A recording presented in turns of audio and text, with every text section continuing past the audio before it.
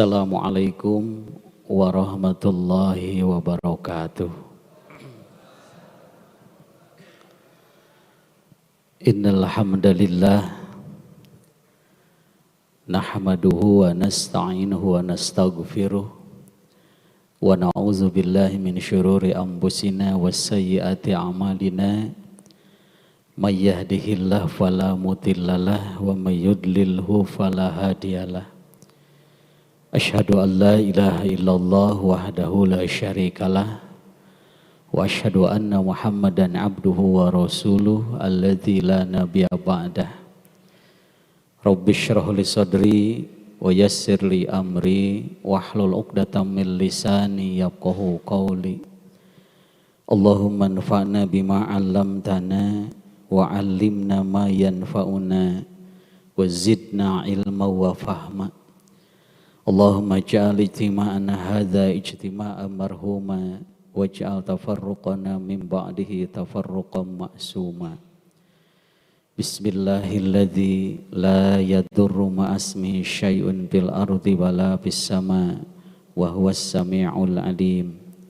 Allahumma innaka afuwun tuhibbul afwa fa'fu anna. Amin ya Allah ya rabbal alamin.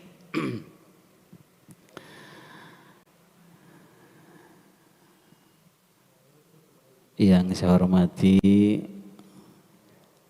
Kersana Bapak Ketua DKM beserta jajaran, Bapak Kepala KUA, Bapak Ketua MUI, Pak Dan Ramil, Pak Kapolsek, Pak Ketua Majelis Taklim Bersatu, beserta semua yang maaf tidak bisa disebutkan satu persatu. Bapak Ibu hadirin hadirat jamaah sekalian yang saya hormati. Alhamdulillah malam ini penuh dengan kebahagiaan. Kita masih diberikan nikmat yang luar biasa. Peluang untuk menikmati bulan Ramadan. Apalagi malam ini masuk malam 17, malam yang mulia dengan turunnya Al-Quran. Mudah-mudahan kehadiran kita di malam ini menjadi catatan kebaikan, catatan amal soleh yang nanti akan menjadi bekal kita untuk pulang ke haribaannya insya Allah. Hadirin rahimakumullah. Terlebih dahulu saya sampaikan salam silaturahim wabil khusus kepada jamaah Al-Karomah.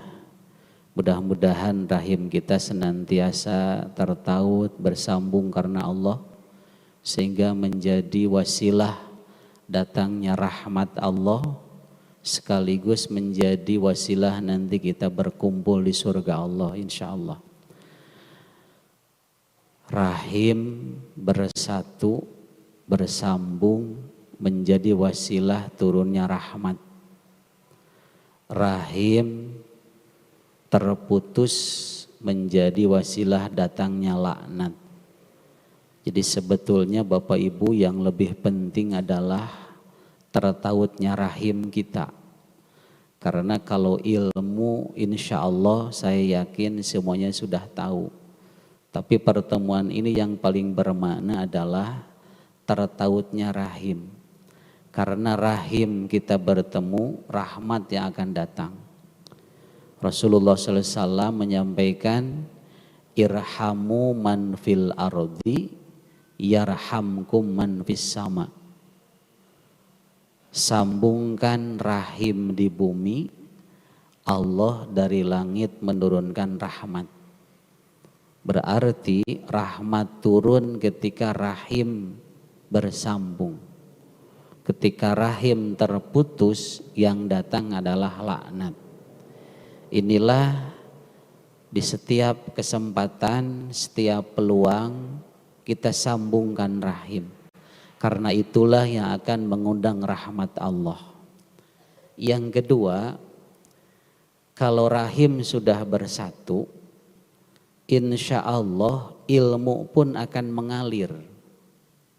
Tapi kalau rahim sudah terputus, ilmu pun tidak akan nyampe. Contoh, upami bapak ibu resep ka abdi, upamanya, upami henteu mah tong maksakeun, upama resep ka abdi, maka apapun yang disampaikan pasti diterima, karena rahim sudah bersatu. Tapi kalau ibu bapak teresep ka abdi, ijid ka abdi, kajen direka-reka, pasti paling jebi. Terus, inilah pentingnya tertaut rahim. Ilmu apapun yang disampaikan, kalau rahim tidak bersambung, tidak akan nyampe. Maka seorang guru dengan muridnya, seorang ustadz dengan jamaahnya, seorang pimpinan dengan yang dipimpinnya, kalau rahim sudah tertaut bersambung, tidak usah banyak ngomong, Pak. Guru lamun tos dipika resep ku murid teu miwarang oge parontok-rontok hoyong ngabantosan. Leres. Itulah pentingnya rahim. Maka kesempatan ini bagi saya yang paling penting adalah bersambungnya rahim. Mudah-mudahan ini menjadi wasilah datangnya rahmat dari Allah Subhanahu wa taala. Amin. Bapak Ibu sekalian, tema pada kali ini adalah hidup di bawah naungan Al-Qur'an. Ini sebetulnya kata-kata dalam tafsir fi Dhilalil Qur'an, tafsir modern yang ditulis oleh Sayyid Qutb. Beliau menulis di awalnya mengatakan al-hayatu fi dhilalil Qur'an ni'mah la ya'lamuha illa man zaqaha, katanya. Hidup di bawah naungan Al-Qur'an itu nikmat, tapi tidak akan diketahui kecuali oleh orang yang merasakannya. Jadi hidup di bawah naungan Quran itu adalah nikmat, tapi tidak akan diketahui kecuali oleh orang yang merasakannya. Ini satu tanda tanya besar. Benar enggak bahwa hidup di bawah naungan Al-Quran itu nikmat? Bapak Ibu sekalian, semua orang pasti sepakat bahwa hidup punya tujuan. Tujuan hidup pasti sama. Bentuk apapun, judul besarnya sama. Semua orang ingin hidup bahagia. Terus ibu gitu, sami, pami sami orang teraskan ngawas nanya. Ditanya profesi apapun, pasti ujung-ujungnya yang dicari adalah bahagia. Nah, masalahnya ketika ditanya bentuk seperti apakah kebahagiaan itu, baru beda-beda. Judul besarnya bahagia, tapi rinciannya beda-beda. Petani kalau ditanya, mau nggak bahagia? Pasti jawabnya mau. Lalu apa bahagia dalam gambaran seorang petani? Paling-paling ngawalarna teh bahagia lamun melaka beneran, jadi namorontod alus, panen namu cekil, dijual na mahal. Paling gitu cek tukang tani mah, itu teh bahagia. Beda lagi dengan pedagang. Apa bahagia menurut pedagang? Cek pedagang mah teu apal melak, teu apal panen, nu penting mah balanya aya barang alus bari murah. Dijualnya mahal bari lancar. Barang seep artos merekis, eta bahagia teh saur saha? Tukang dagang. Judul sama, bentuk sudah dua. Taros ayeuna ka para pejabat hoyong bahagia, nyata cenah mata kelulumpatan dah yang bahagia. Naon bahagia yang diidam-idamkan? Upama pangkat naik, jabatan namahan, gaji ngagedean, paling gitu jawabnya teh. Teu apal melak, teu apal panen, teu apal balanya, teu apal ngajual, nu penting mah gaji ngagedean, pangkat ngaluhuran, jabatan namahan. Sigana kitu jawabannya teh. Eta teh judul teh sami bahagia. Judul hiji bentuk geus tilu. Ditanya ka guru, Pak Guru, Ibu Guru hoyong bahagia, mata ngurus barudak ge cenah hayang bahagia. Naon bahagia cek Bapak I Guru? Cek guru mah teu apal melak, teu apal panen, teu apal balanya, teu apal ngajual. Nu penting mah barudak balager, saroleh, palinter, lulus ujian, nilaina alus. Bagja guru mah, cek guru kitu. Mun guru belegar tapi eta ge. Jadi tos sabaraha hiji eta rincian bahagia, judulna sami bahagia Pak. Taros teh ka urang nu nyakolakeun deui. Ibu naha budak disakolakeun hoyong bahagia, leres Ustad. Naon bahagia saur ibu? Cek abdi mah lamun budak nu sakola bager, pinter, lulus, tuluy boga gawe, sakolana gratis. Akur gitu kan? Watak nu pedit mah kitu. Nu pedit mah datang ka sakola teh nu ditaroskeun teh mayar henteu.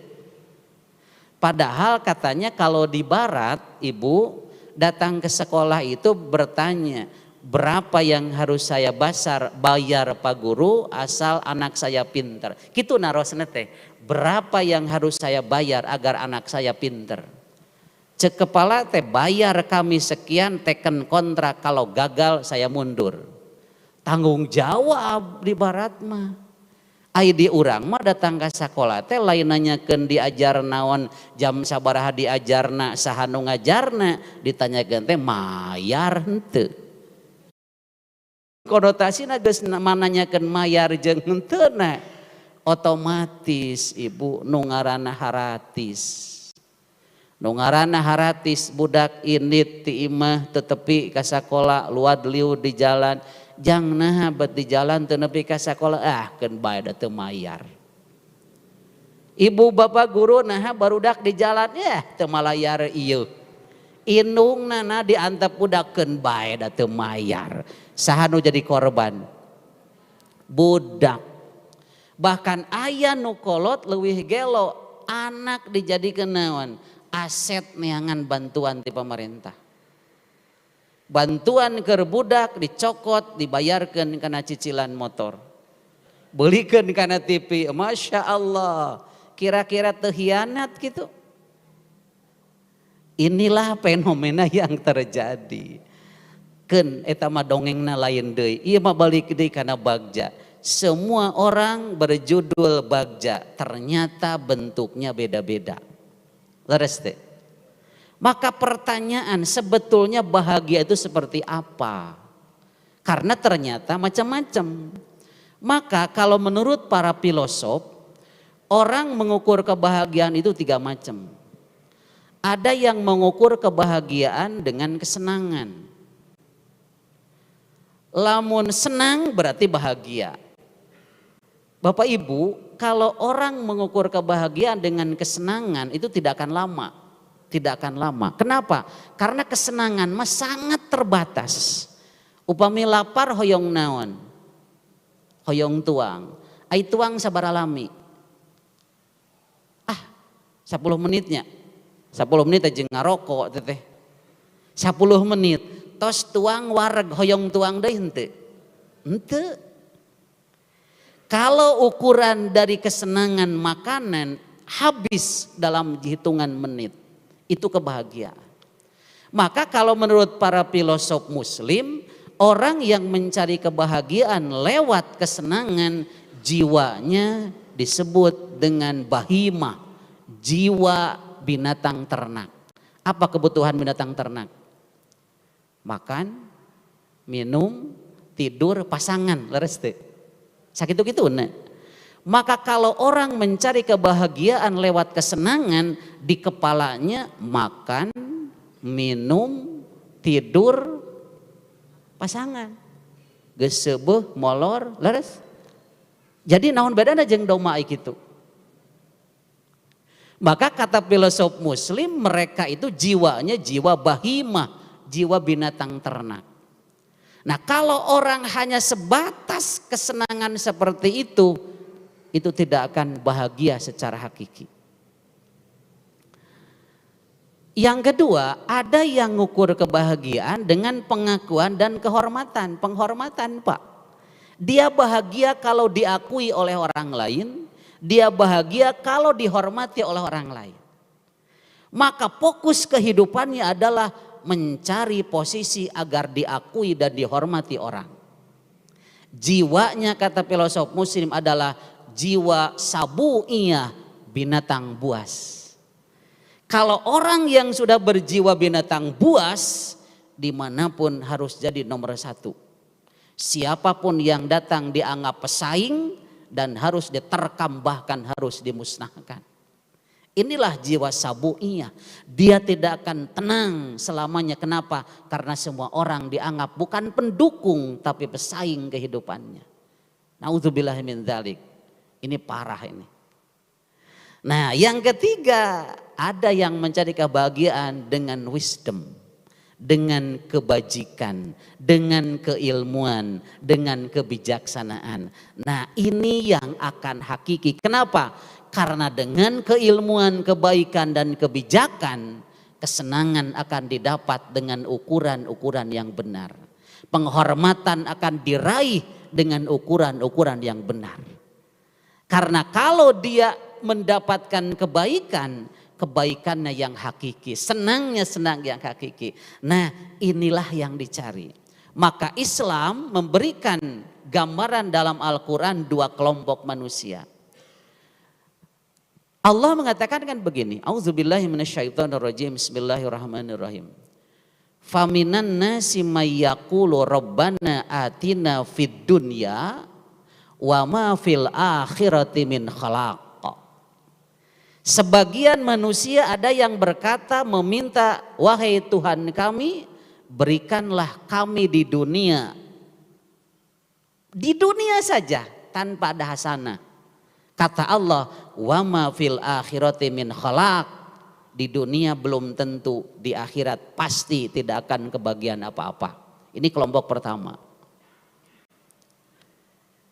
Jadi ada orang yang mencari asal hidup pokoknya mah di dunia teh. Orang kafir makan asal hidup teu kudu hasanah.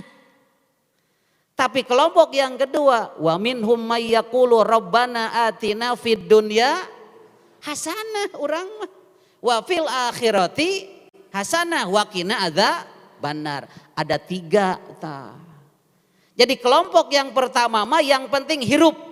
Rek halal, rek haram, rek ngeunah keur batu, rek teu ngeunah, rek kitu, rek nu penting hirup tanpa ada nilai hasanah.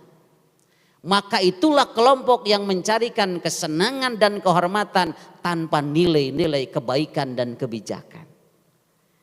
Maka nu kitu mah Bapak Ibu punten, di dunia can karuhan genah, di akhirat geus moal kabagian genah di akhirat ge. Jaminan ti Allah, wa ma fil akhirati min khalaq. Tidak ada bagian sedikit pun buat dia di akhirat. Di dunia can karuhan. Naon sababna? Ukuran kesenangan. Bayangkeun, tanya petani, betul enggak senang teh tempo panen dijualna lancar bari baharangnya mahal, hargana mahal. Ditanya teh leres teu, geus gaduh artos senang, senang. Dituang teu artosna? Artosna dituang teu? Itu. Ternyata sudah ada uang enggak dimakan Pak. Di kumaha? Di karetan Ibu. Tos dibengket di karetan, disimpan, dietang 5 menit sekali. Masya Allah. Apakah uang yang dicari? Ternyata geus ada uang tidak dimakan. Dibuang lagi ke orang, diganti dengan beras. Sugan teh senang teh aya dina beas, ternyata tidak Pak. Beas geus aya, dituang henteu? Henteu Ibu, diseuseut heula diisikan ngaranna. Tos diisikan sugan teh rek dituang, henteu, digolotrok, dipanaskeun. Sugan teh geus panas marek dituang, ditiiskeun di hihidan. Tos di hihidan tiisna me dituang, manawi teh bade diantap, dipiceun deui dibuang. Jadi sebenarnya lamun ditanya kesenangan yang dicari teh kapan? nalika melak, nalika panen, nalika ngajual, nalika beas, nalika ngagolotrok, nalika ngahuap, nalika ngahejeun. Di mana nu disebut senangna teh? Di mana nu disebut bagjana teh? Moal aya tungtungna. Moal aya tungtungna. Tukang dagang sarua kitu, haok polotot seserenteng hayang aya duit, sudah ada uang enggak dimakan.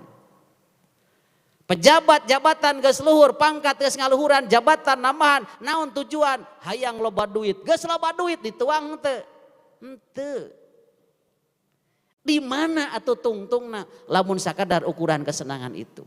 Maka jawaban Al-Qur'an dengan menjawab fid dunya hasanah wa fil akhirati hasanah, harus ada nilai kebaikan, bukan jabatannya tapi kebaikan yang dihasilkan dari jabatan itu. Bukan uangnya tapi kebaikan dari uang itu, bukan nilai ratusan ribunya tapi berapa nilai kebaikan yang dihasilkan dari 100.000 itu. Maka urang mah lain cita-cita hayang beunghar tapi hayang bisa zakat. Akur teu? Lamun cita-cita hayang beunghar belum tentu bisa zakat, da geus beungharna pedit. Tapi lamun urang cita-cita hayang zakat pasti beunghar heula. Da moal mungkin bisa zakat lamun teu beunghar mah atuh. Maka kita harus lepas ada nilai kebaikan, bukan dari nilai materinya, tapi kebaikannya, bukan dari jabatannya, bukan dari uangnya, tapi nilai kebaikan. Maka harus ada hasanah, hasanah, hasanah. Makanya upami tos janten hasanah mah ibu sok berlipat ganda. Aya nu tina hiji jadi 10, aya nu tina hiji jadi 700, aya nu beribu-ribu, bahkan ada yang dirahasiakan oleh Allah. Saum dirahasiakan oleh Allah. 1 kali saum rahasia, 1 kali infak 700, 1 kali sholat 10 kali lipat. Kalau sudah jadi hasanah. Tapi kalau tidak jadi hasanah, tidak akan ada kebaikan. Nauzubillahi min dzalik.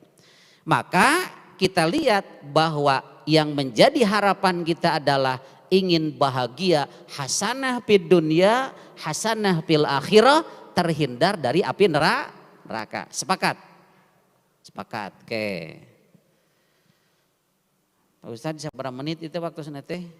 Bisi kajongjonan teuing. Benten dari tos taraweh banyak, benten kedah sering ditaros bisi kalepasan gitu. Bapak Ibu udah sepakat, kita ingin bahagia dengan cara yang disebutkan tadi. Masalahnya bagaimana caranya? Allah memberikan alat kepada kita, kalau menurut Syekh Muhammad Abdu itu 5. Pertama, kita dikasih alat yang namanya hidayah ghariziyah. Kita diberikan insting, naluri. Itu untuk meraih kebahagiaan ibu bapak. Tapi ghariziyah, insting, hanya selevel dengan binatang ternak. Pertama, insting mempertahankan hidup. Yang kedua, insting untuk berkembang biak. Iya wiosnya, wios ibu wios. Nya, kumaha di dia banyak.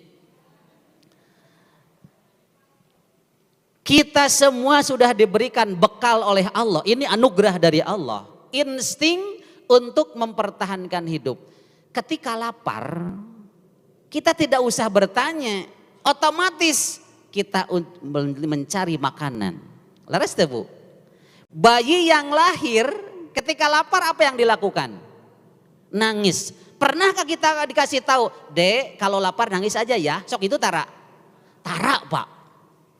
Tapi secara otomatis bayi lapar nangis, bayi ngompol nangis. Itu naluri, itu insting, bukan hasil pembelajaran, anugerah dari Allah untuk mempertahankan hidup. Kabayang lamun budak lahir teu apal kudu kumaha lamun lapar. Indungna bingung, budakna bingung. Tapi Allah dengan indahnya memberikan naluri, Dek kalau lapar nangis ya, indungna hidang deui. Budak nangis, lol, laras teu Bu? Teu kudu tatanya, kudu kumaha ieu ka budak teu kudu. Naluri seorang ibu tahu ketika anaknya nangis lapar, maka naon nu diasongkeun?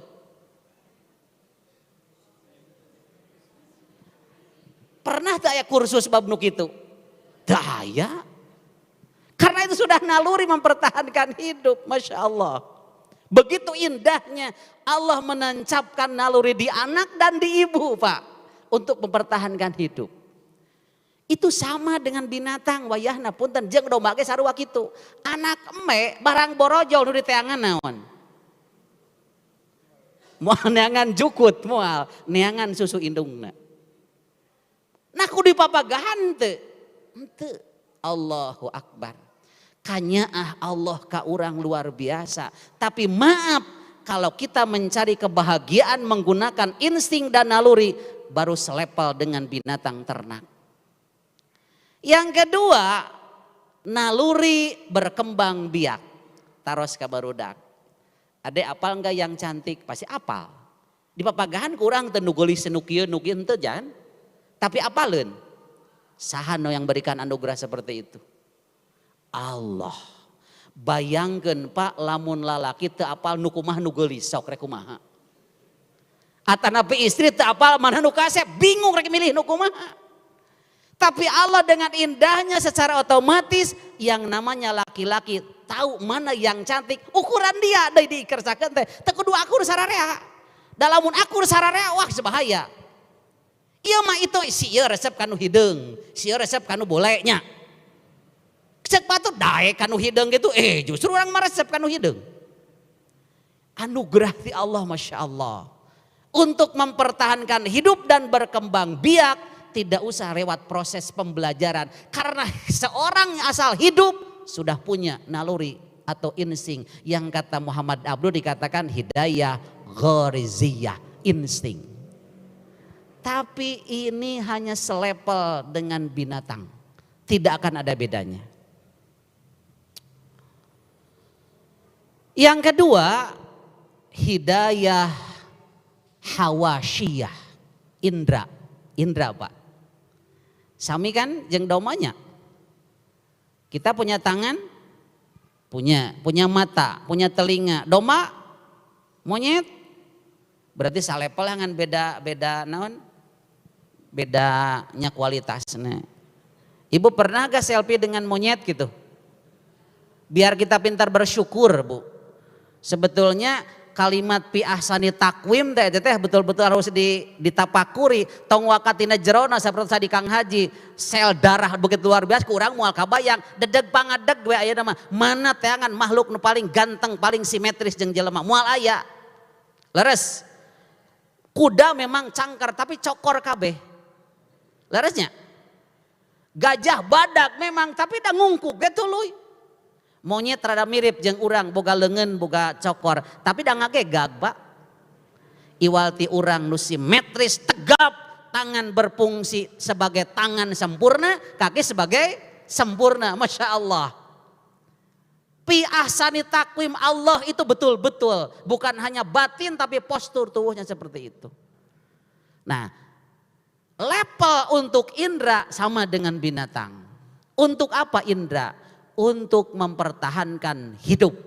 Ketika ada hasrat lapar, butuh makanan, kaki melangkah, tangan mengambil, hidung mencium, leres, mulut mengunyah, maka tertutupi kebutuhan, hiduplah dia indra. Tapi wayahna hanya selepel dengan binatang. Kalau kebahagiaan hanya diukur oleh indra dan insting, lahirnya tadi bahimah, jiwa binatang ternak. Jiwa binatang ternak. Dahar pagawana teh. Dahar, geus dahar wareg hees. Geus hees. Nya dahar deui. Nilai hidupnya diukur dengan bahimah. Naudzubillahi min dzalik. Maka ibu bapak, jangan pernah memegang kebenaran hakiki dengan indra. Karena indra sangat terbatas. Contoh, punten-punten Pak.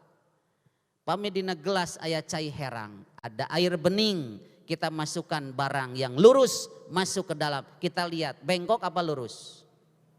Bayangkeun atuh. Di dieu asupan patlot, katinggalna bengkok lempeng. Bengkok. Tarik ka luhur. Jadi nu ngabohong teh cai, patlot atau mata?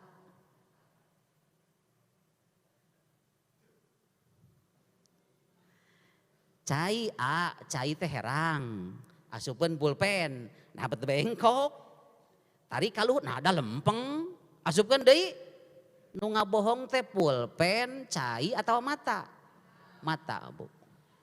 Maka indra tidak bisa dipakai ukuran kebenaran yang hakiki. Anti kal badri, engkau bagai bulan purnama, tong atoh teuing teh.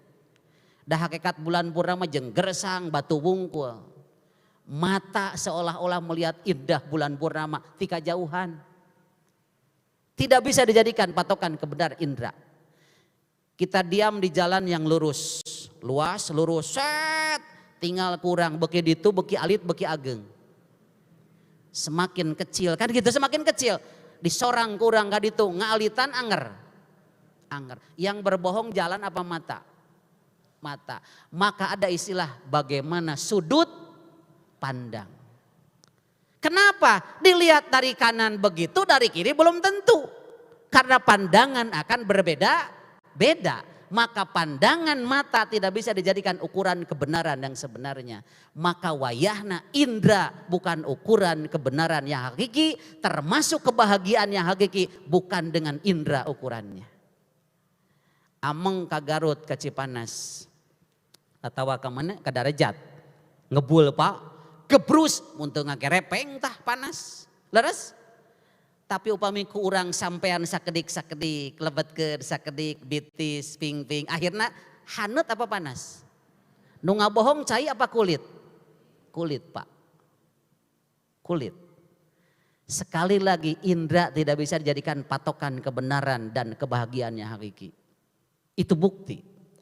Maka Allah memberikan anugerah kepada kita jangan sama dengan binatang. Maka diberikan hidayah yang ketiga, hidayah akliyah, hidayah akal. Mulai berbeda. Domba punya otak tapi tidak punya akal. Ayam aya utekan tapi teu boga akalan leres. Kita otak aya, akal aya. Yang membedakan kita dengan binatang bukan utekna tapi naonana? Akal. Maka kalau akal kita tidak digunakan, tumpul, tidak berfungsi, naon bedana atuh jeung leres teh. Dan nu mulyana urang jeung domba teh naonana? Akal, lamun akal teh dipake, mana kualitasna atuh? Lumpat eleh ku kancil, nya leres. Teuleum eleh ku lauk, hiber eleh ku manuk, leres. Lamun teu ngagunakeun akal, kalah dengan binatang kita.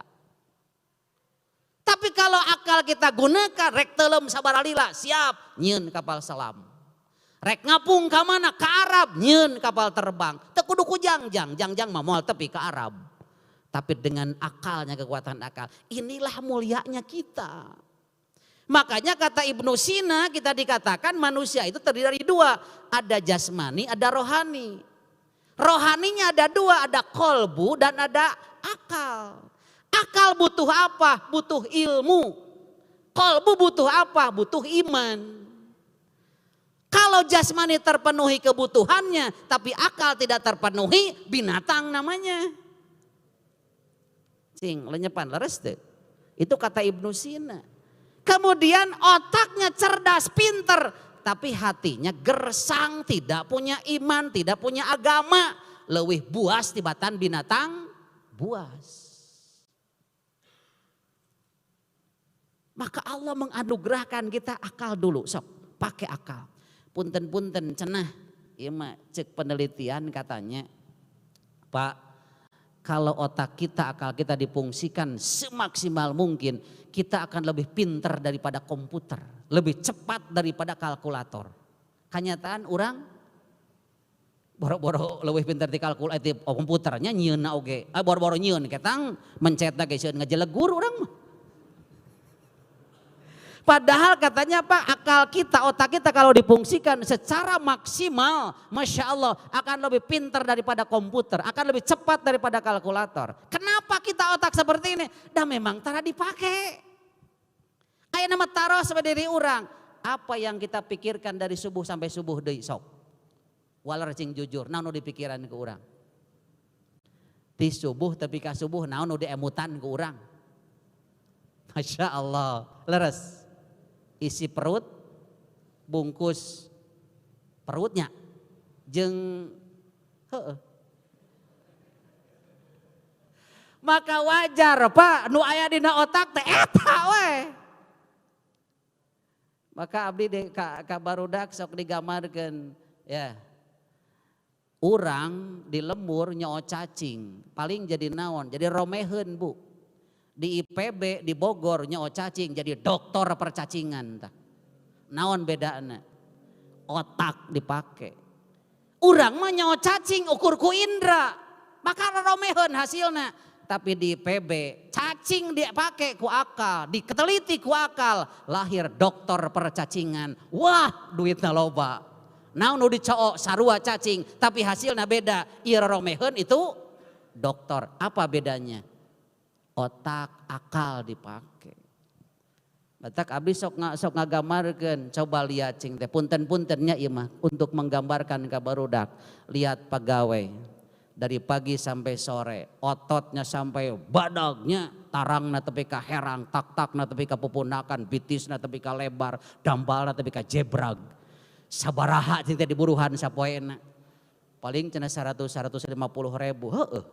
Tapi jol anu di helm koneng, di kameja bodas, make dasi, mawa map tunyak-tunyuk, sabaraha sakali datang tadi bayar 5 juta. Naon nu ngabedakeunana? Lain dasina lain.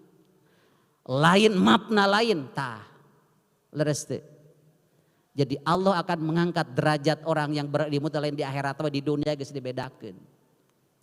Inilah tantangan. Batak tadi ngobrol sareng Kang Haji, Masya Allah, orang memang hanya baru dari spiritual, can bisa ngotakan Quran mah. Dari udah gencar loba pikiran lain-lain orang. Maka Masya Allah, orang kalau sudah tidak difungsikan akalnya akan lebih rendah daripada binatang. Apalagi dirusak akal orang, maka boro-boro keur di akhirat dunyana ge moal hargaan Pak. Leres, moal hargaan lamun akal geus teu berfungsi. Tapi jangan salah, akal pun terbatas. Akal pun terbatas. Ada yang menggambarkan akal itu seperti pelampung di lautan Pak. Kalau kita berenang di lautan pakai pelampung aman. Kalau gelombang normal seperti biasa. Tapi kalau badai yang datang pelampung tidak berfungsi. Leres. Akal pun seperti itu. Kalau kondisi normal akal bisa menjawab. Tapi kalau di luar kenormalan, di luar kebiasaan akal pun tidak bisa menjawab. Contoh. Cek akal lamun lieur obat. Cager, lieur deui obat, cager, lieur deui obat, cager, lieur obat maut. Sok, rek kumaha jawabna? Cek akal, lieur obatna ieu cager, lieur obatna ieu cager, ari ieu lieur obat maut. Cek apal kumaha jawabna? Teu bisa ngajawab akal mah Pak. Maka yang menjawab nanti hidayah nomor 4, hidayah diniyah. Agama yang menjawab. Leres.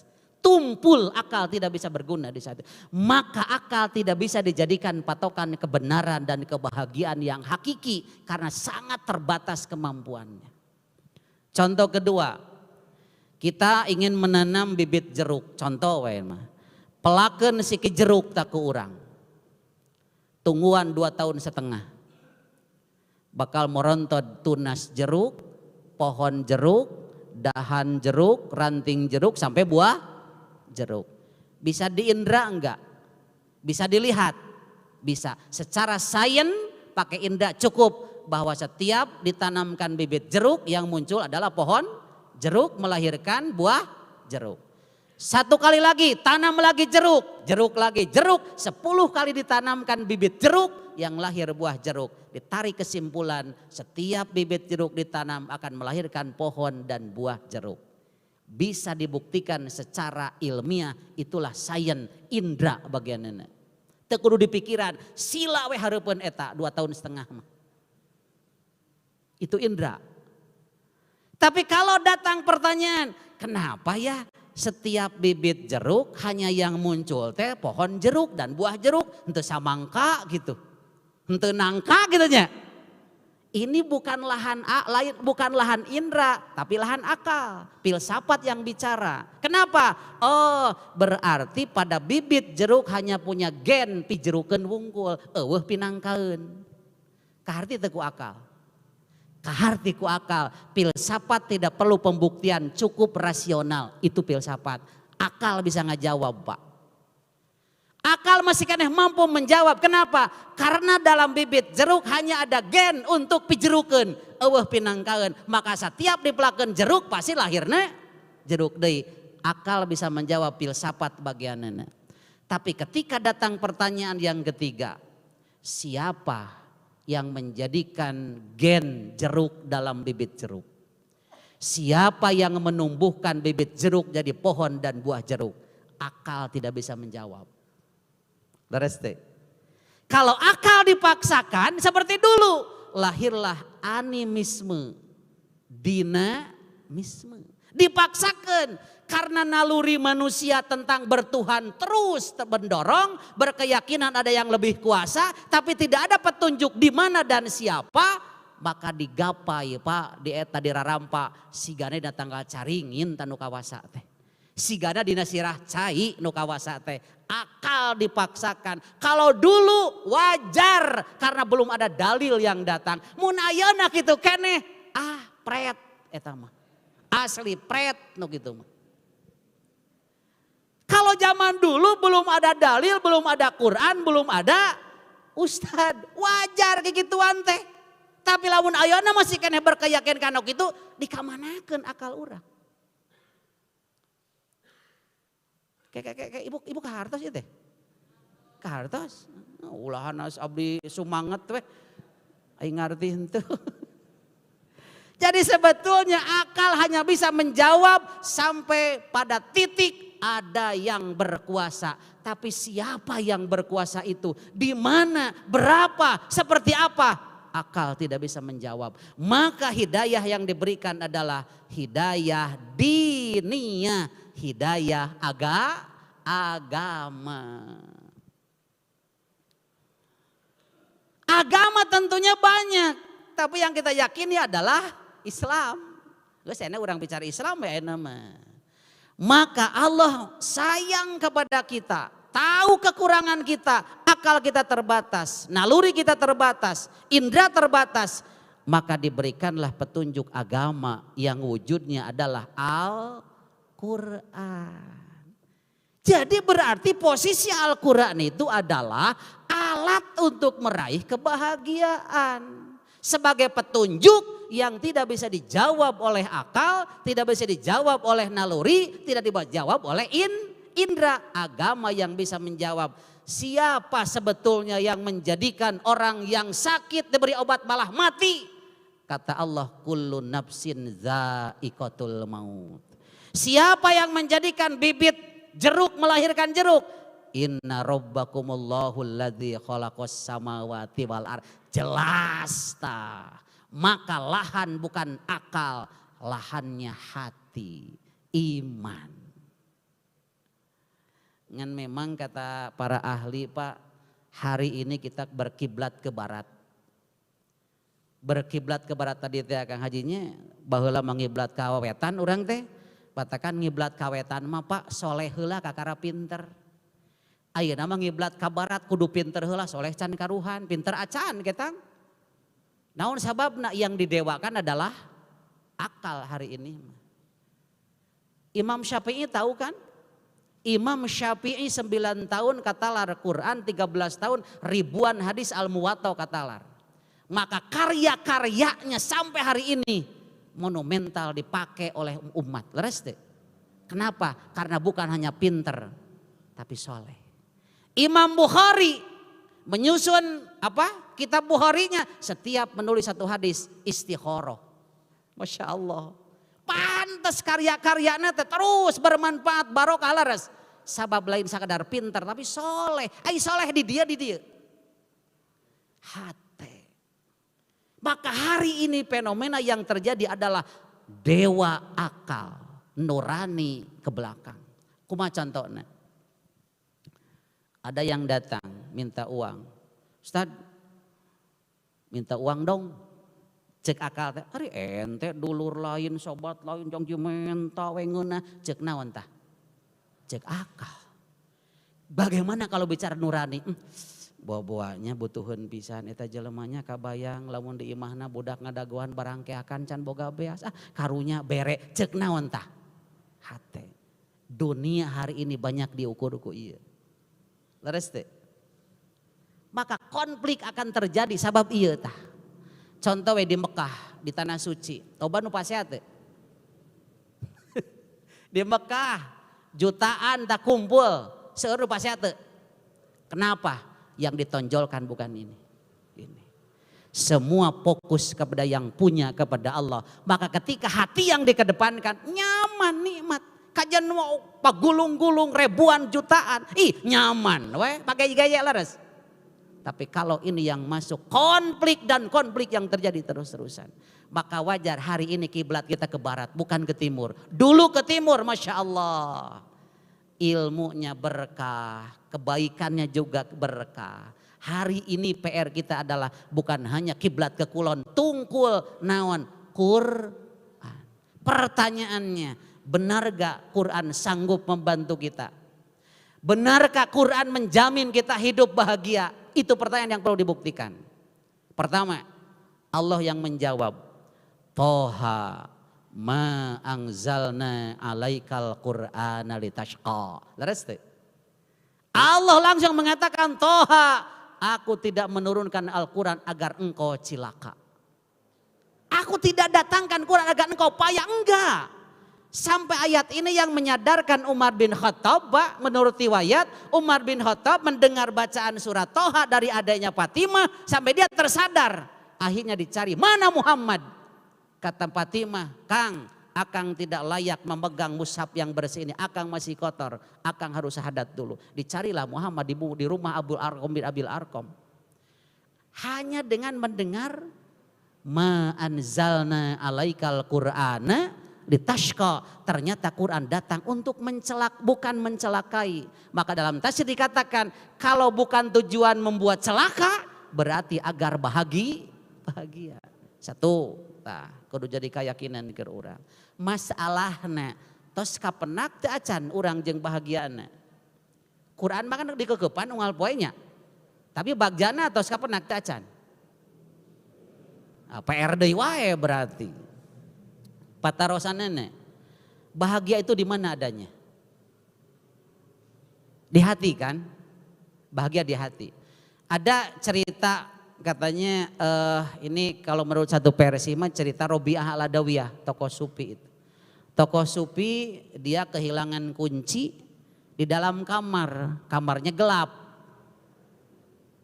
Dia keluar dari rumah keluar ingin mencari kunci. Ditanya oleh gurunya, engkau lucu, kenapa datang keluar? Kan kunci di dalam hilangnya. Kata Robiah, karena di dalamnya gelap. Gak kelihatan kuncinya. Atau reka mana? Reka luar, rek neangan naon? Neangan nu caang. Penak sareng nu caang moal.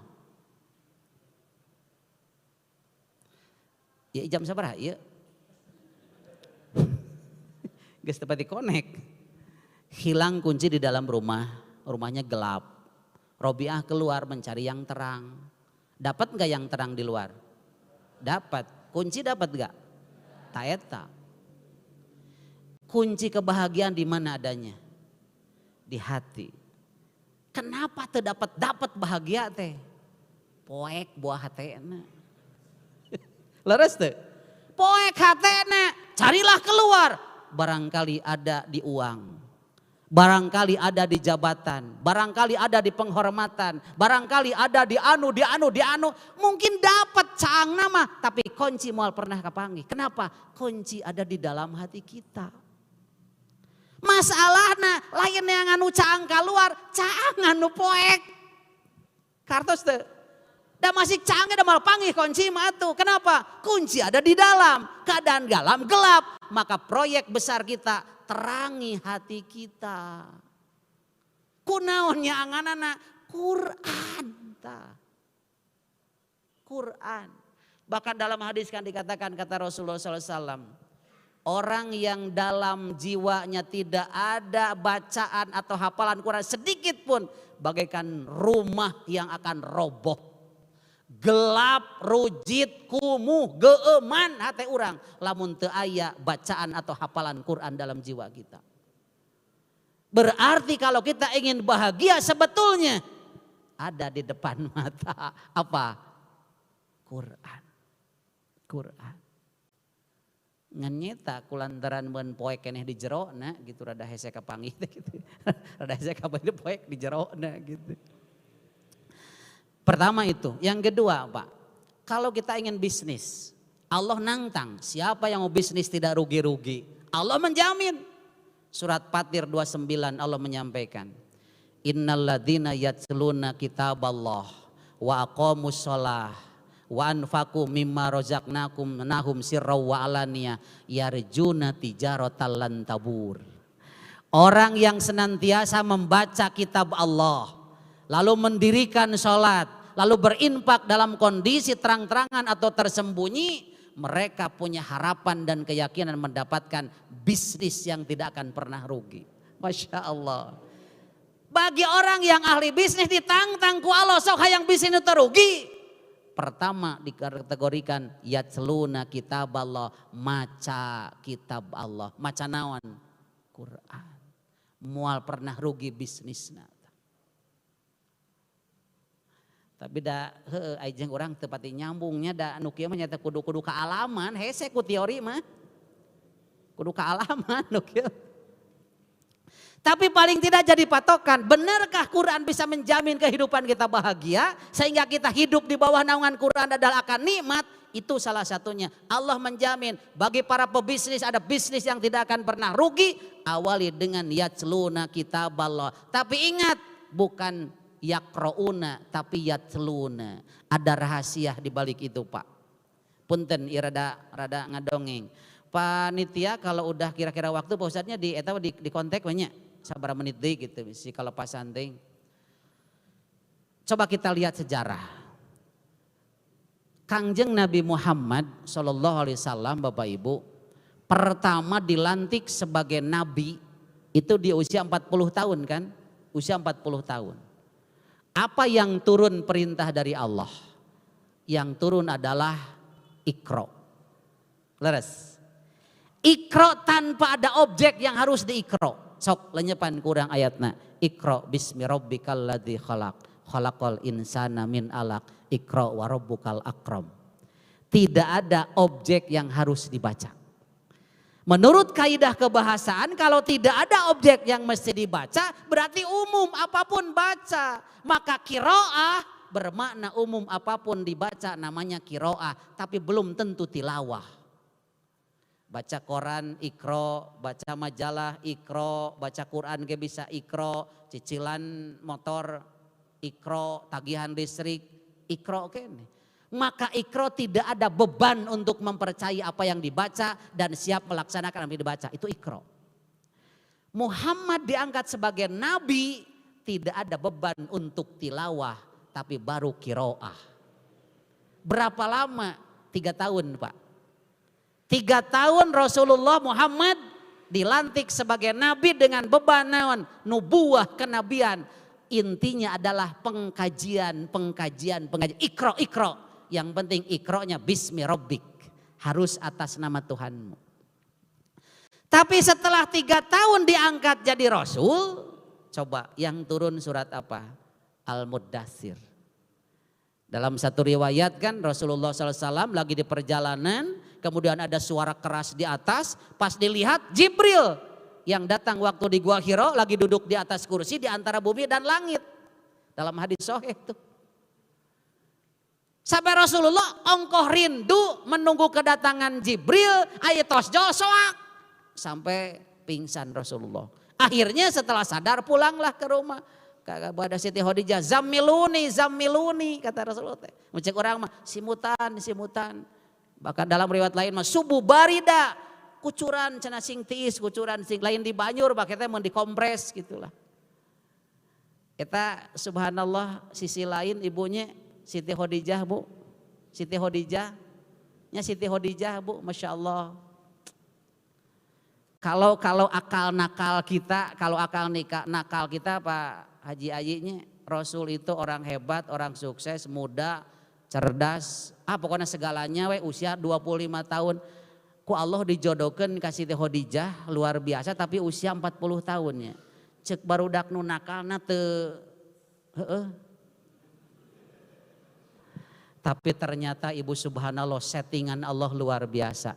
Ternyata di usia Rasul 40 tahun butuh sosok yang segala-galanya siap. Khadijah pilihannya. Allahu Akbar. Leres teh.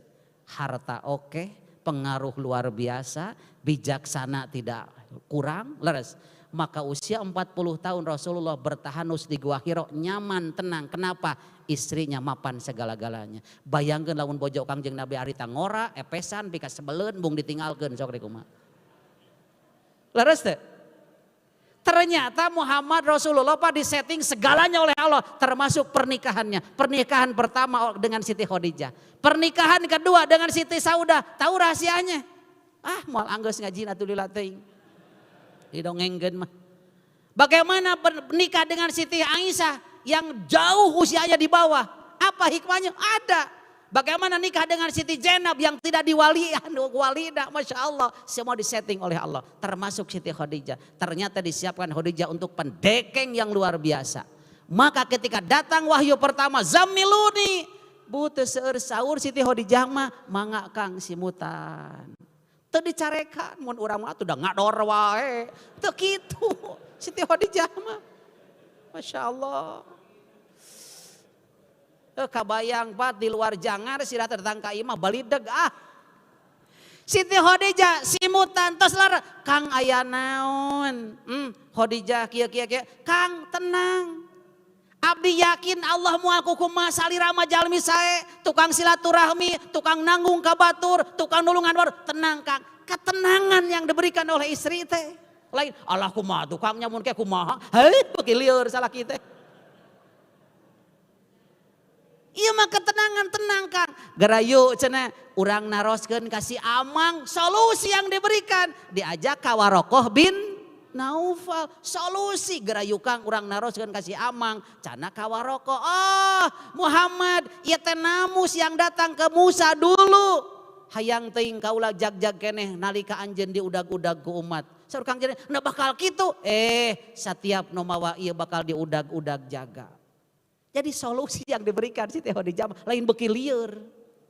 Masya Allah. Termasuk ketika yang kedua, wahyu yang kedua datang ke Siti Khadijah. Zammiluni. Tos kitu, tos leler datang Jibril. Ya ayyuhal muddatsir. Qum fa'anzir. Wa rabbaka fakabbir. Wa thiyabaka fatahhir. Wa rujza fahjur. Wala tamnun tastaksir wali rabbika pasbir. Masya Allah ketika diangkat jadi Rasul tugasnya risalah yang ada tugas pergerakan. Iya Kang Haji Punten. Diangkat jadi Nabi tidak ada pergerakan hanya pengkajian ikro. Sehingga Rasul juga bingung harus apa yang dilakukan selama 3 tahun. Tapi ketika jadi Rasul risalah gerakan bangun jangan tidur melulu ayo segera beri peringatan. Bagaimana caranya? Siabaka patohir bersihkan dulu diri sendiri. Pakaian lahir, pakaian batin. Sabab mual metu ka batur lamun urang kotor. Nu kadua warudza pahjur. Semua ikatan yang bersifat negatif jauhi. Jaringan-jaringan yang jelek jauhi. Karena tidak akan bisa kita mengajak orang kalau kita bergaul dengan yang tidak baik. Kemudian bagaimana? Warabbaka pakabir. Fokus perjuangan adalah agungkan Tuhanmu. Segala aktivitas harus bermuara kepada agung Tuhanmu. Jabatan, harta, ekonomi, politik kabeh kudu fokus karena warabbaka pakabir. Bagaimana berangkatnya umat wala tamnun tastaksir. Jangan punya harapan dari manusia. Biarkan Allah yang menghitung. Urang terada hese lebah dia mah. Ada hese aya wae lah puasa yang sehat laras. Aya wae teh da memang meureunan manusiawi nya, manusiawi mere sugane dibere deui teh. Padahal wala tamnun tastaksir jangan pernah memberi karena berharap lebih banyak. Kalau dari Allah memang jelas harus, tapi dari manusia tahan. Dan yang terakhir wali robbika fasbir. Ingat perjuangan akan banyak tantangan dan rintangan. Gunakan kendaraan sabar. Sabar atas nama Tuhanmu. Inilah pergerakan ketika jadi Rasul, Pak. Maka perintah Iqra bergeser geus jadi Rasul manaon? Utslu ma'uhiya. Jelas apa yang harus disampaikan. Ma'uhiya wahyu. Masya Allah. Tak iya jadi bahan renungan Kang Haji. Ketika Iqra pengkajian belum ada pergerakan. Tos gitu, tos pengkajian harus ada pergerakan. Risalah, nubuah pengkajian, risalah pergerakan. Yayasan, DKM, nuk itu pengkajian. Masuk karena ormas, orpol, itu sudah pergerakan. Jadi pergerakan harus berdasarkan dari nubuah, baru risalah. Lamun tanpa nubuah, ulu gag itu nerek bawa naon atuh. Kayak hartos.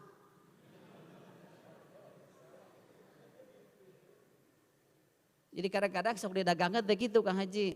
Sok YPI nubuah, SI risalah. DKM yayasan nubuah. Sebab sekupnya kecil. Tapi pergerakan perlu badan yang kuat. Perlu jaringan yang luas. Maka perlu ada pergerakan. Maka Rasul belum risalah nubuah dulu. Cuman tadi ini nakade. Siabaka patohir, ujapah jur, ulah jangji wae. Atuh orang tidak. Sama kruk marekumaha atuh. Nah, maka yang datang adalah utslu, bacakan wahyumu, wahyu yang diwahyukan. Berarti sebenarnya misi Rasul, misi ahli waris Rasul, misi dai, misi mubalig, misi ustad, misi ulama semuanya adalah utslu ma'uhiya, sampaikan wahyu, itu intinya. Bahkan jelas in surat Qaf mah fadzakir bil Qur'ani may yakhafu wa'idi. Berikan peringatan manusia itu dengan Al-Qur'an. Berarti harus disampaikan adalah Al-Qur'an. Al-Qur'an, Bu.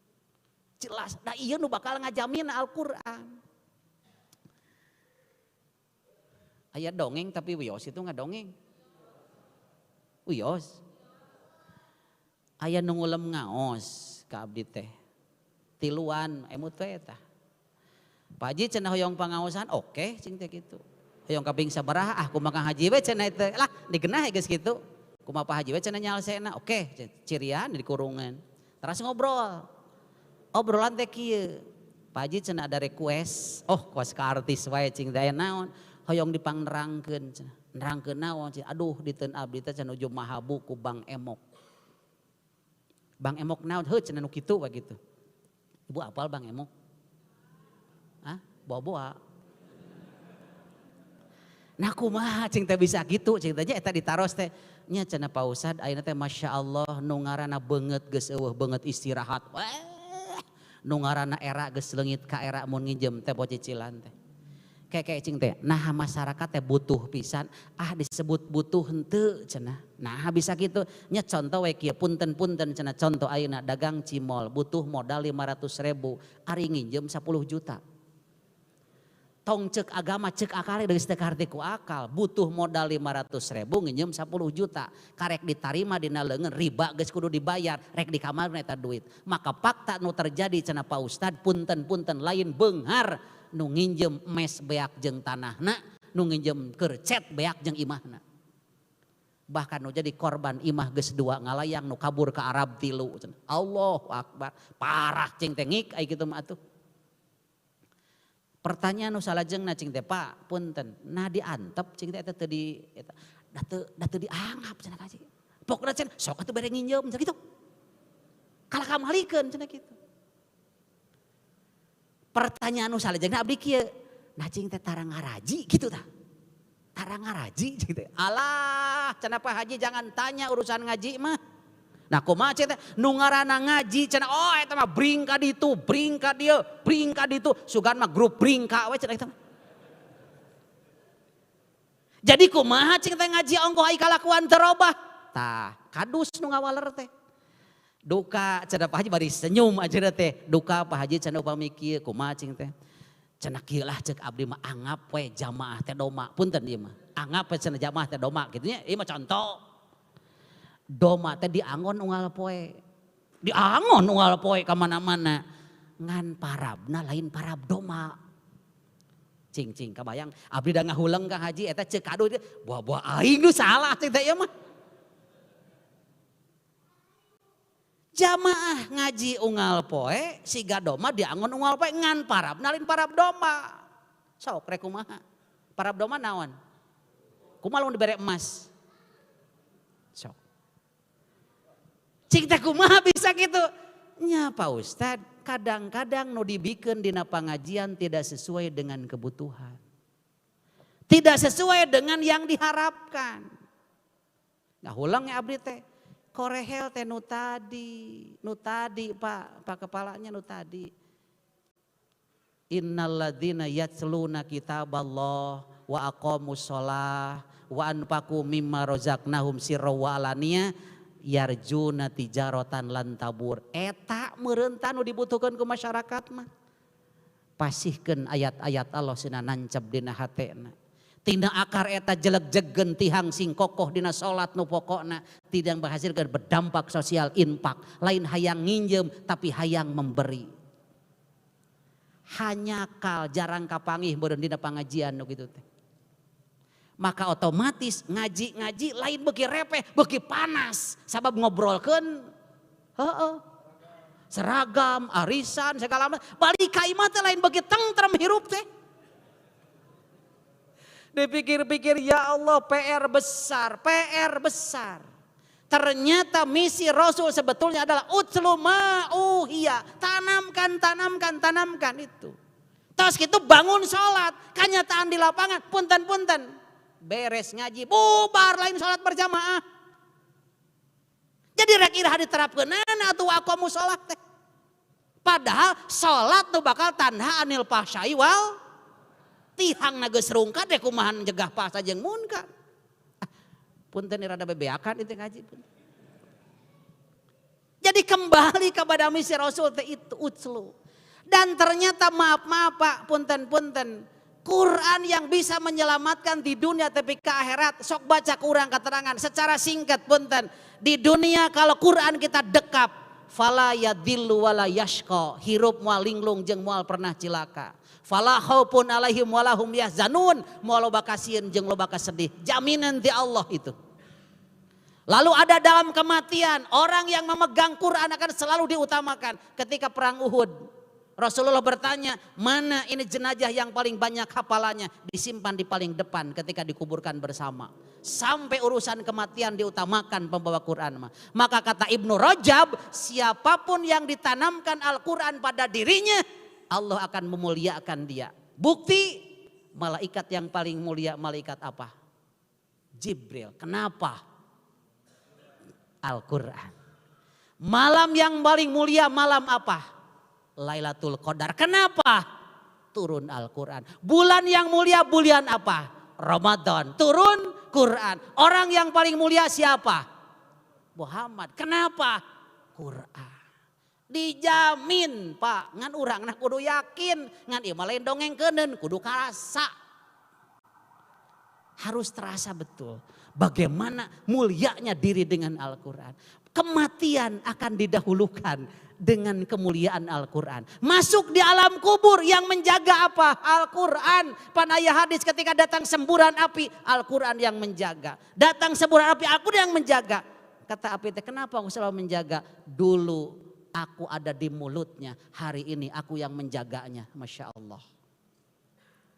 Dulu aku digenggam dalam hatinya, giliran aku sekarang yang menjaga jasadnya di alam kubur. Maka Pak Rasul mengatakan Allah tidak akan menyiksa jasad yang hatinya penuh dengan Al-Quran. Pernah ada satu kisah dulu, namanya itu Abu Tolhah.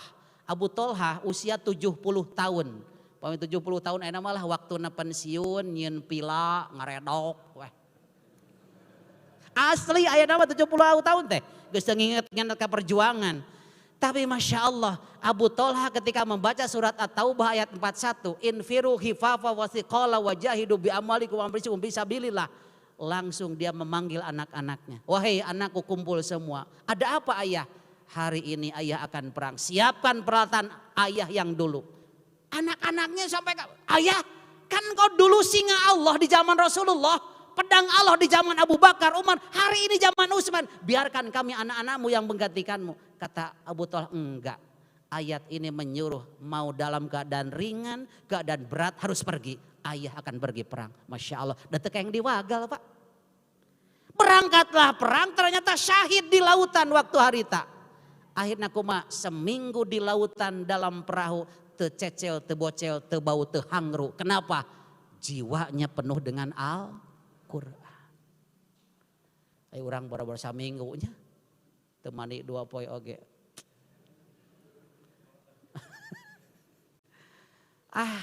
Mual tamat-tamat Pak. Kalau kita ngadongikeun bab Al-Quran, Masya Allah. Sampai di alam kubur, naik di alam mahsyar.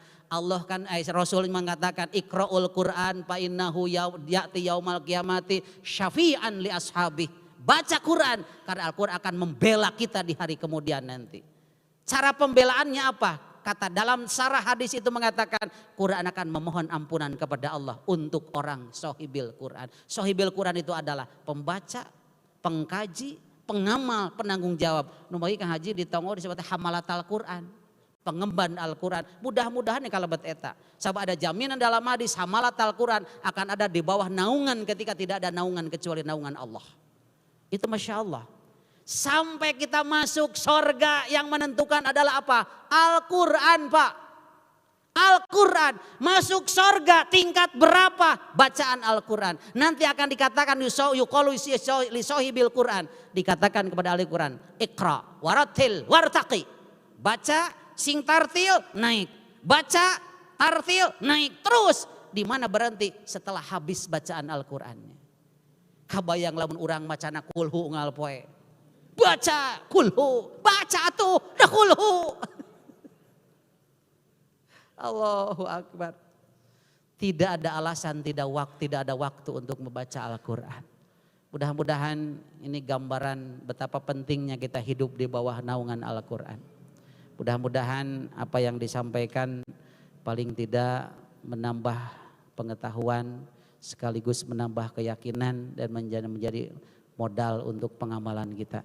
Mohon maaf atas segala kekurangan, terima kasih atas segala perhatian.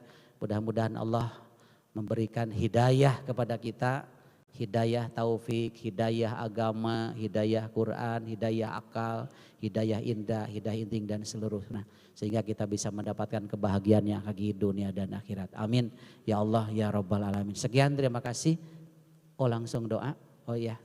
Marilah kita sama-sama menutup acara ini dengan berdoa kepada Allah. Mudah-mudahan Allah mengijabah doa kita di saat bulan suci, dalam kondisi suci, di malam juga yang suci insyaallah.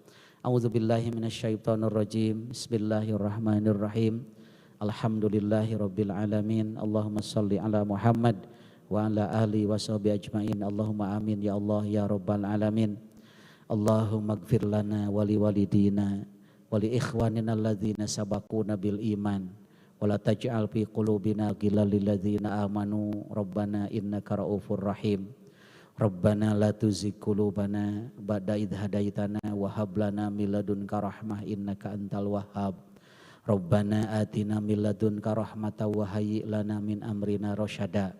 Rabbana auzi'na an nashkura ni'mataka allati an'amta 'alaina wa 'ala walidaina wa an na'mala sholihan tardah. Wa dakhilna birahmatika fi ibadika sholihin wa aslih lana fi dzurriyyatina inna tubna ilaik wa inna minal muslimin. Allahumma inna nas'alukal jannah wa ma qarraba ilaiha min qaulin aw amal wa na'udzubika minan nar wa ma qarraba ilaiha min qaulin aw amal. Allahumma inna nas'aluka hubbaka wa hubban nabiyyika wa hubba tilawati ayatika wa hubba may yuhibbuk wa hubba kulli amalin yuqarribuna ila hubbik. Allahumma inna nas'aluka minal khairi kulli ajilihi wa ajilihi ma alimna minhu wa ma lam na'lam wa na'udzubika minasyarri kulli ajilihi wa ajilihi ma alimna minhu wa ma lam na'lam. Allahumma qsim lana min khasyatika ma tahulu bihi bainana wa baina ma'siyatik wa min ta'atika ma tuballighuna bihi jannatak wa minal yaqini ma tuhawinu bihi alaina masaibad dunya.